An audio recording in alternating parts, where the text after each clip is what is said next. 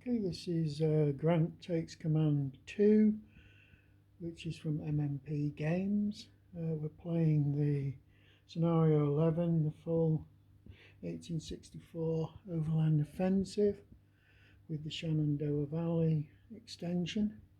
This is an interesting term because there's a random end to the action phase mechanic. For the Scenario 11 extended game, you basically have to throw less than or equal to the army commander, who's Grant, his command value, which is 5 minus 1. So basically you've got to get 1, 2, 3 or 4. Now that only occurs when you roll a double 1 on your initiative dice roll, and amazingly enough, I've rolled plenty of double 1s in this game, but this is the first time that I've rolled, I threw the dice, the second dice, and I got a 5, which meant that the action cycle came to an end. Now that's interesting because it sort of flat-footed the Union. They didn't actually manage to get anything done down south, which really gives the Confederate armies around Bermuda 100 a massive boost in getting their act together, because they were under serious pressure there. So the Union haven't managed to make any moves there. In this area as well, the Union hardly did anything either, whereas the Confederates managed to withdraw, so they're getting close to Spotsylvania courthouse, where they're thinking of putting a defence across this creek line here, which is quite useful considering it's raining at this particular moment. So they've sort of managed to pull back and disengage from the Union Army, which has been pretty much stranded by this sudden end to the action cycle.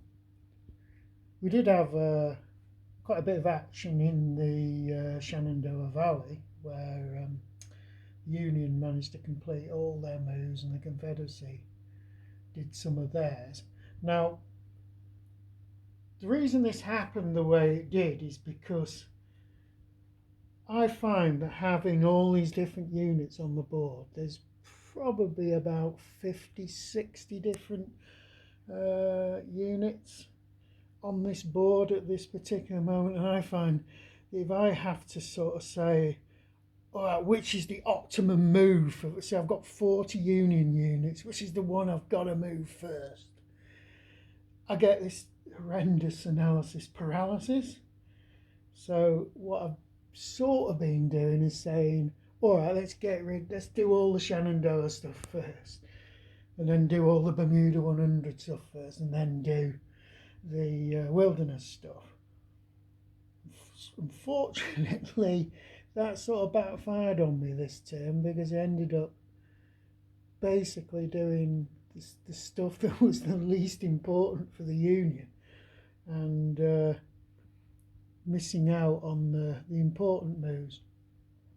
But the only thing epic that happened was around Fredericksburg, where the Confederates managed to push the Union cavalry away from Fredericksburg and cross the river.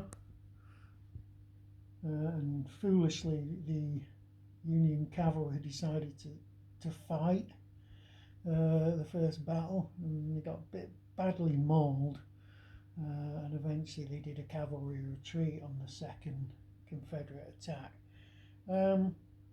So not a great deal's happened, and that's another rain turn out of the way, which is good news for everybody because the rain slows people down. But it's an important thing to know if you're playing these campaigns, that this random end of action phase mechanic is in place.